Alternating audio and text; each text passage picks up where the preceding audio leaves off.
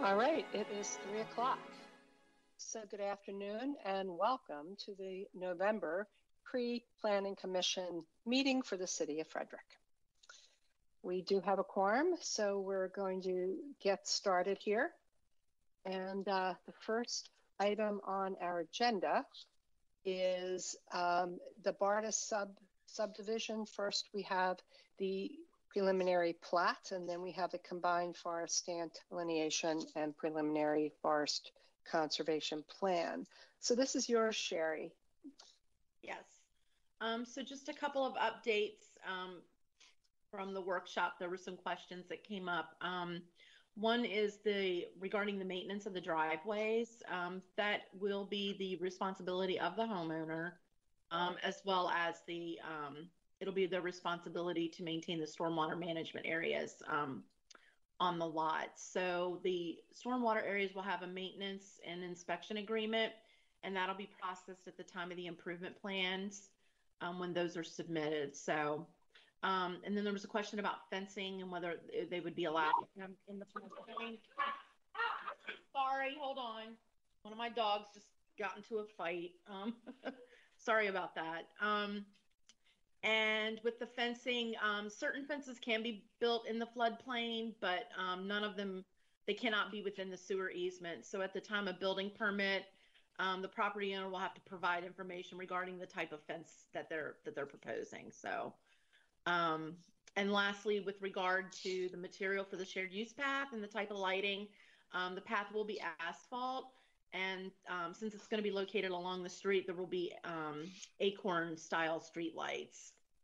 And there was a detail that's provided that was provided in your packets for that. Okay. If you have any questions, I'll be happy to answer any of those.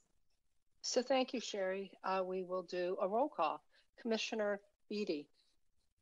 Commissioner Beatty, I have no questions. Thank you. Commissioner Manalis. Commissioner Manalis, I do have a question. So with the shared path, will that shared path be part of the overall shared path system throughout the city? Is that like, does it connect to another part? I saw Sherry pop up. I'll put my planning hat and say that is the plan. And that's sort of the deliberate decision we made with in coordination with the planning and park staff to move the path in the floodplain onto Shixtown Road. So the overall plan is ultimately to connect the Rock Creek Trail, now I think it's called North Branch Trail, along Shixtown to Baker Park.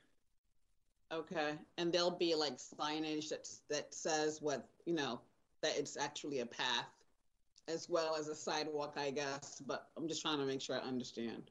Yeah, by definition, it's a shared use path. So, I mean, it's not exclusively for bicyclists. It's just, that's why it's, 10 feet wide. It provides, it accommodates all users. As far as signage, I think we've kicked up some signage for wayfinding signage. Couple of years back through a funding we received where we said, 2 miles to Baker Park or and things like that. So, I mean, it's very hard when you have small short segments to do this, but I think once we roll out the longer segments, we will have wayfinding signs and the distance markers so people know where they're going and where they want to go. Okay, thank you. Sure. Okay. My other question was about I see that it says exemption from water line and sewer. And I was just wondering, is it because there's already existing infrastructure? Because I noticed that with the with the lots and the 4 additional dwellings, that would, to me, be an increase in usage. So I'm just trying to determine if the exemption is because there's already an existing structure. I was just curious about that. With the anything with less than 5 lots, and then since the one is existing, that doesn't count toward it. Okay. Just to flesh out that question a little bit.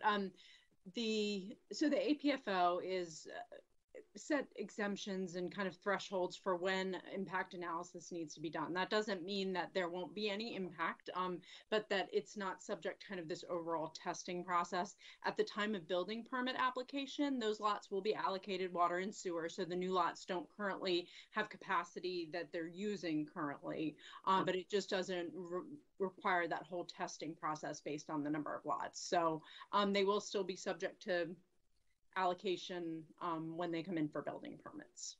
Okay. We have adequate water to provide for those. It's just we don't need to look at kind of the sewer and water line capacities for those. Okay. Since we mentioned APFO, I was just curious, and I think I may have asked this question before a while back, but I've often wondered about it in regards to all the applications that come in. When we talk about fire and rescue, why is the police department never like factored into that? I mean, I'm just curious about that. They're complicated. So you know, with the APFO, the last time we had the discussion about kind of revising it and looking at, you know, what are the facilities that are impacted? You know, there are a lot of challenges with assessing a utility like the police department, because a lot of it is people and manpower, and it's more as opposed to capital improvements where we can build this road or we can, you know, install these water and sewer lines. So it is a challenge to incorporate those type of people resources in an adequate public facilities ordinance.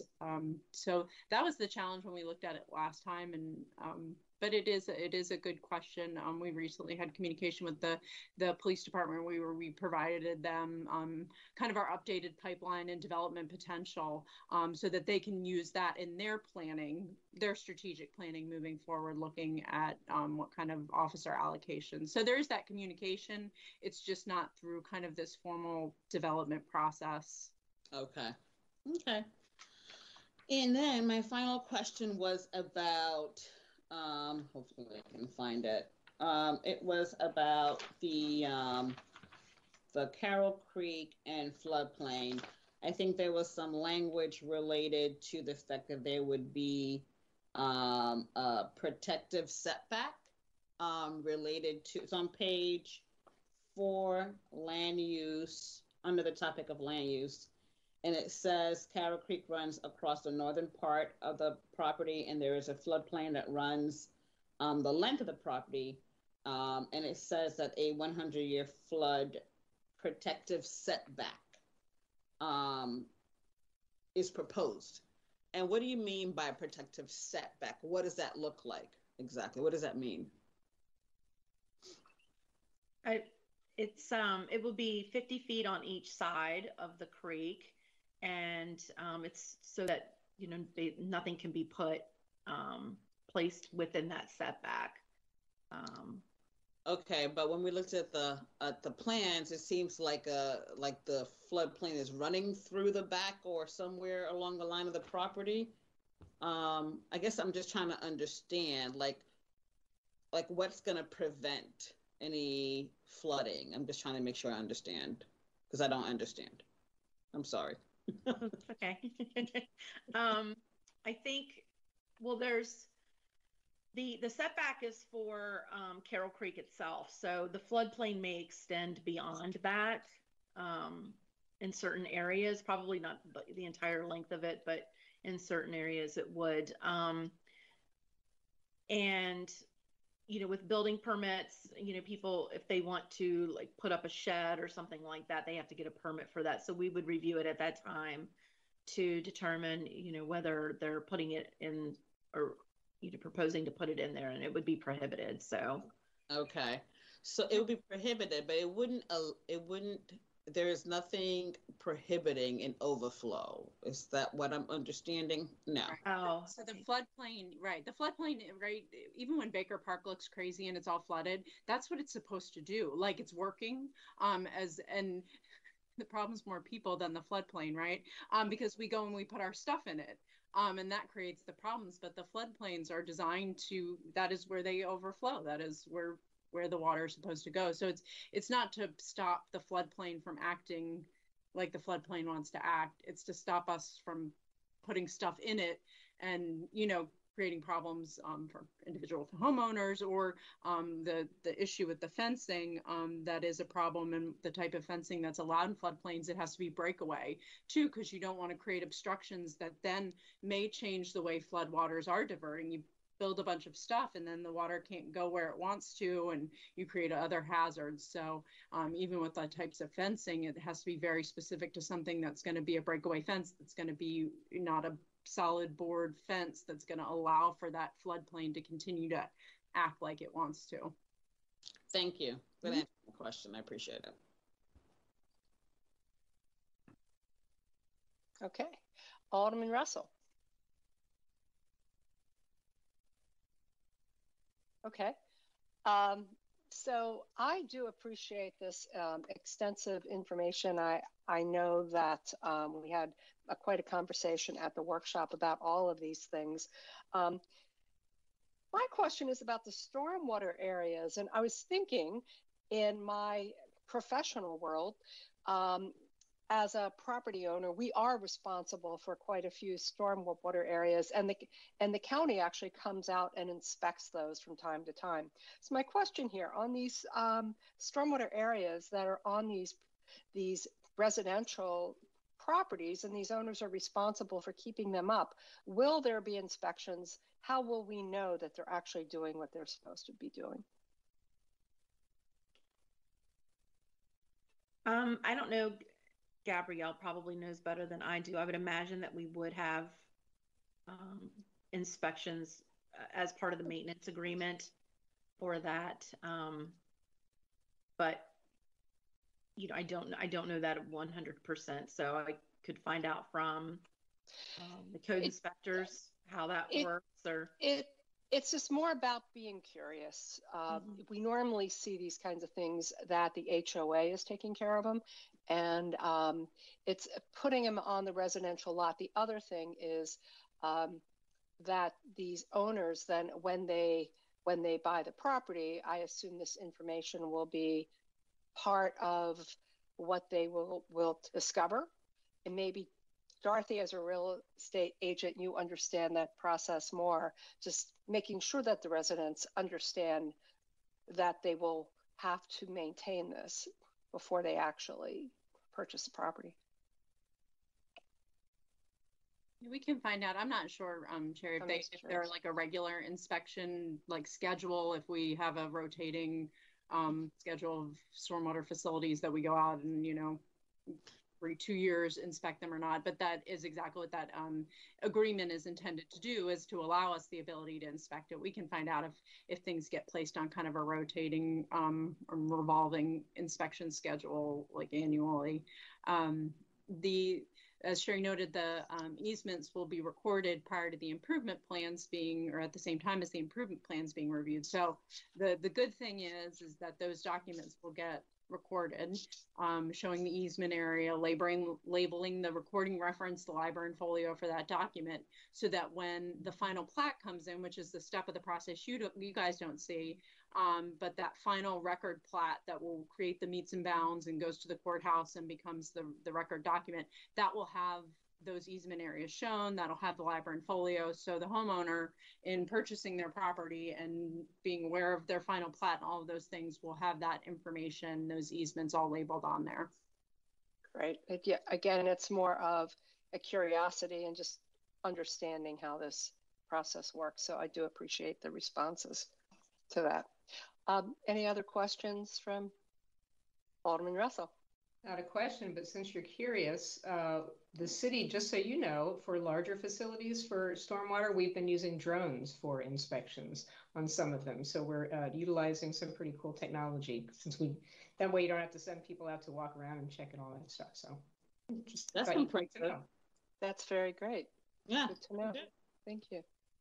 Sherry, anything you want to add about the conservation plan, that aspect of this? No, there isn't any additional information for that. So. Any questions from any other commissioners on that? Okay, I thought we'd be good there. Alrighty then, so that takes us to Parkview. And again, we do have 2 pieces here that we will be talking about and voting on. One is the combined preliminary plat and final site plan. And then with that, we also have a combined forest stand delineation and preliminary forest conservation plan. That is with David Simon. So Gabrielle, I assume that you'll talk about this.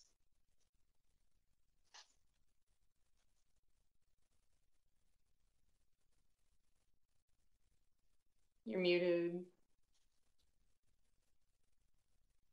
You're on there. Sorry. Here I am. Just as a reminder, we talked about this at the workshop, but with the combined preliminary plat and final site plan, we do have the two modifications. One is to the length of that panhandle, which is this kind of stub portion of the lot. It's limited to 80 feet. The extent of it will be 84 feet, and that's creating that boundary of our new big multifamily lot after we cut off the single family units along the front. So there's that modification. The other modification, there was a little confusion, I think, between the applicant and our communication back and forth about the street trees. They're required street trees based on the linear feet or frontage of Carroll Parkway. It's a total requirement of 14 street trees.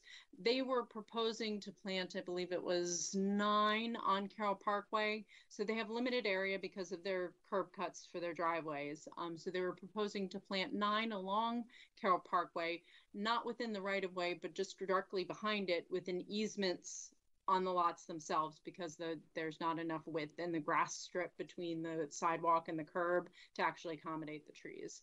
And then they were suggesting that they had 5 more. I think 3 were being planted along Grove Boulevard and 2 are new. However, we don't want those. That's a private drive. The ones in easements along Carroll Parkway can be accessed from the public right of way. So even though they're on the private property, we have direct access through to them. These will be back off the private drive. So the request that we were asking them to make was for a reduction in the overall number of street trees they were providing to the 9, in addition to those being placed behind the right of way. That for some reason didn't get communicated correctly. So we do have some conditions of approval related to updating the notes. So what you're considering is 9 instead of 14, and those would be placed along Carroll Parkway behind the right of way. So just a clarification on that. What else did I want to make sure I noted? We did not discuss it, and it was a comment from the engineering department from the city surveyor that has been a comment they had throughout the review process. But there are portions of Grove Boulevard, these little angled corners here, that weren't abandoned previously when this right-of-way was. So these are still in public right-of-way. They're going to abandon those to straighten out our right-of-way of Carroll Parkway just to the straight edge. So they will be having to request an abandonment prior to the final plat being recorded, so not tied to this plan. But we do have some conditions of approval that talk about the notes on the plan for that to clarify. I think that was the bulk of the things I wanted to point out. Once again, we had a good discussion at workshop about section 515 and the residential compatibility in the community, and we talked about the floodplain. So I think that about covers it. The other conditions are mainly technical, except for the requirement that they go to the mayor and board to get approval for the fee in lieu of parkland dedication for the new units. And that is all I had on that one. Okay, thank you. We will do a roll call. Let's start with Commissioner Manalis. Commissioner Manalis, no questions, thank you. Commissioner Beatty. Commissioner Beatty, if I'm assuming that if the trees that are going in, the 9 trees, are not in the right of way, they're going to be on the individual parcels. Are there some sort of deeded restrictions that the owners can't then take those trees down if they wanted to? Correct. So there'll be an easement, kind of like the stormwater we discussed previously, where there'll be an easement to the city to basically put them in our care. They become a part of our street tree maintenance, the trees that we're responsible, and precludes the owner from removing them. So that'll be recorded prior to the final plat being recorded, once again labeled on that. Okay, thank you. Alderman Russell. Yeah, so I guess I hate to see us have a reduction in street trees, and I'm just, wondering, with 5 trees on a park right across the street, if there's any way that we could, have those trees planted across the street in Baker Park, and that would, I know that requires some conversation whether or not we'd want to accept those trees, but I just don't know if that's a possibility at this point. I mean, the first question, I was trying to pull up the aerial quickly, is there sufficient room with the utilities and those sorts of things on the other side, or do we have a good spot to put them? Would be, the first question that I would want to make sure I'm happy to see if I can dig that up before the hearing. If we could just ask the question, it might be, nice to receive those trees if we could, in that area. Yeah, happy to definitely follow up with our city arborist, who's the kind of the overseer and protector of the street trees. And then talk with our engineering department about any potential utility conflicts. But if there is a need, you can find one. Thank you. Mm-hmm. And actually, I had a follow-up question to that, and it's about the same five trees. So are those trees still on their landscaping plan, but they're just not considered street trees that will be taken care of by the city? Correct. Okay, so that's a good thing. Mm-hmm. All right, that was my only question. Anybody else? Anything further on this? All right, I think we're good on this one. Mm-hmm. And that takes us to one more item, and that is our zoning text amendment. Did want to note on the forest conservation plan, I'm sorry, I didn't know if we'd do it separate or done all the same. We do have a couple of conditions of approval there. I just wanted to point them out because I think they're a good example of some of the challenges that we face with our forest conservation ordinance and balancing development and trees and all of these things. The applicant is proposing landscape credit areas, which generally we subject to our required short-term and long-term forest conservation easements that we would a regular forested area. So the short-term agreement is a 2-year maintenance period whereby the applicant has to achieve certain survival rates within those 2 years, and we hold their money during that time period. So if those things aren't surviving, we've got their cash, right? They have to meet an 85% survival rate. After that 2 years, we do an inspection, and if they've met their survival rate, they get their money back, and we're done with them. Then the long-term agreement is the long-term protective easement that retains that in perpetuity and protects it. It describes limited activity that can occur within a forested easement, and there is, you can sit and enjoy nature. You can do certain things with it. It's not it's not like you can go into that area, but it is that long-term protective easement. So the landscape credit areas are a little different because they're landscape. They're intended to be manicured. They're intended to be mowed. They're not a forest that you just let go and watch it do its thing. So the applicant was very concerned about during that 2-year period having the fencing that would be associated with a forest conservation easement and all the protective signage that may obstruct the use of that area during the 2-year period because it is part of the amenities for the multifamily unit, et cetera. So in looking at the landscaping credit areas and to the need to get in and mow them and maintain them, you don't want to fence them off and let them go. So we are proposing that they have those landscape areas installed prior to the construction of any of the residential units, and that fencing be removed after the construction, with the final forest plan, which will come in after this, and that's an administrative function, identifying the location and number of those signs to provide protection, clearly identify it, but not cordon it off as an untouchable thing for the next 2 years while it's under that short-term agreement. So we'll be looking at that with the final forest plan, but we've kind of set up this intent with the preliminary plan that the preliminary forest conservation plan that you're reviewing. So just wanted to touch on that because we're currently working on some amendments to our forest conservation regulations. They haven't gotten to you guys yet, to that stage. They've been percolating around administratively, but it's going to be a big conversation about balance. I think about balancing our priorities, balancing the ability to develop how we meet all of these requirements and combine them into a successful forest program.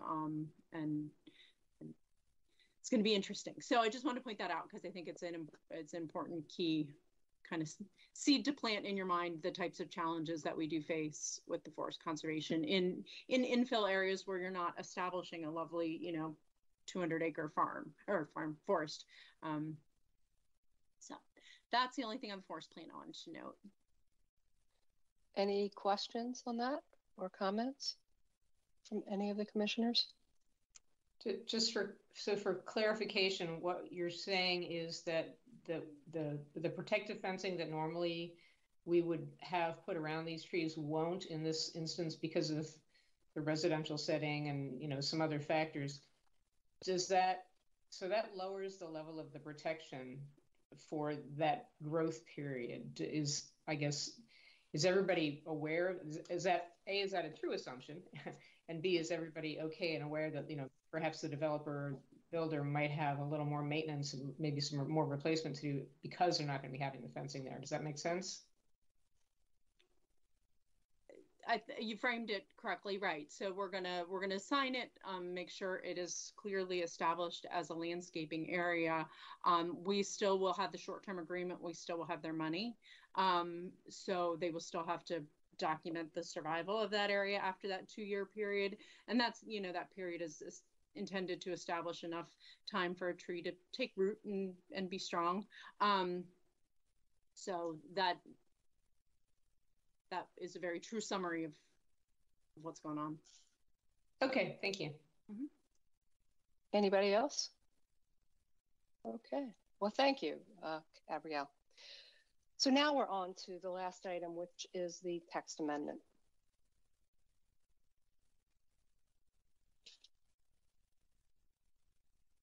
With the text amendment, last time we went through kind of the marked up document that was showing the strike throughs, the underlines, the brackets, all that.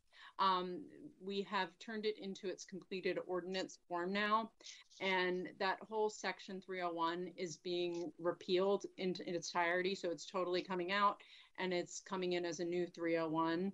So you're not seeing the brackets and the underlines and all that. We only do that when we're actually just amending a section in the ordinance. So this is like a whole, it basically what we talked about, but it's in a cleaned up format. I did make a couple of corrections substantively to the information we had at workshop. We had a mistake under the variances section in the table regarding their public notice requirements. So we've corrected that. Variances are required to post 15 days ahead of time. I think that was the error we had. The language that was inconsistent about not accepting incomplete applications has been corrected. It's reframed, but it's accurate now. The substantive change, we actually pulled out the small change we were making to Article 4, Section 423 for historic preservation. The ordinance you had in front of you had a very minor change to the language under kind of the authority section that talked about historic district structures, historic site structures or districts. We kind of were ships in the night a little bit in the department. There was an amendment that was just approved that Rachel presented to you, which reworked the language of that section altogether. So we're no longer needing to do that at this time to amend that. It was just recently, I think October 17th or something, the mayor and board considered the ordinance and approved it. So that language has been modified. And we're just leaving that alone for the time being. So we're just looking at Section 301. And those are the changes to that. All right, we'll do a roll call. Commissioner Beatty. Commissioner Beatty, no questions. Thanks. Commissioner Manalis. Commissioner Manalis, no real questions, just a clarification. You're still not accepting incomplete applications. You're just reframing how you're saying it. Correct. So the wording allows the department to not accept an incomplete application and to requires us to notify someone if we're not accepting their incomplete application. Okay. I think Thank you. the language was wonky last time. Thank you. Alderman Russell. Yeah, I just wanted to share that I did have a meeting with a constituent who had some interest in this as regards the change with the NACs and the community meetings. And I'm anticipating at some point getting some notes from these folks. I don't know that I'll have them by Monday, but certainly, if we move this forward, we'll make sure we have all those notes and those discussions before it gets to mayor and board. So just there is some interest out there. And as soon as I have information on what specifically they're looking at, I will be happy to share. That's great. And I don't have any questions. Anything else from any of the commissioners or Gabrielle or? Okay, well, I think we're good then. Cherian's popped up. Oh, just for the benefit of the commissioners, just want to give an update that the long-awaited mobility feed district is going back to the workshop on Thursday, November 10th, for another workshop. We figured that a workshop is necessary because it was substantial change. Finally, we have a legislation of the proposal for the fee and updated feed district map. I believe those are probably posted online. I was trying to look at quickly. So it's there. You can look at the material, and ultimately you're going to come back to you. You probably want to know, but there'll be the workshop on Thursday, and hopefully come back in another month with the final legislation and a hearing, and get it done to be effective January 1, 2022. Wednesday, not Thursday. Oh, yeah. But yeah. Yes, so Thursday we are off. Sorry about that. That's okay, just want to make sure. Yeah, thank you. Wednesday. All right, everybody. Have a good weekend. See you Monday, and the meeting is adjourned.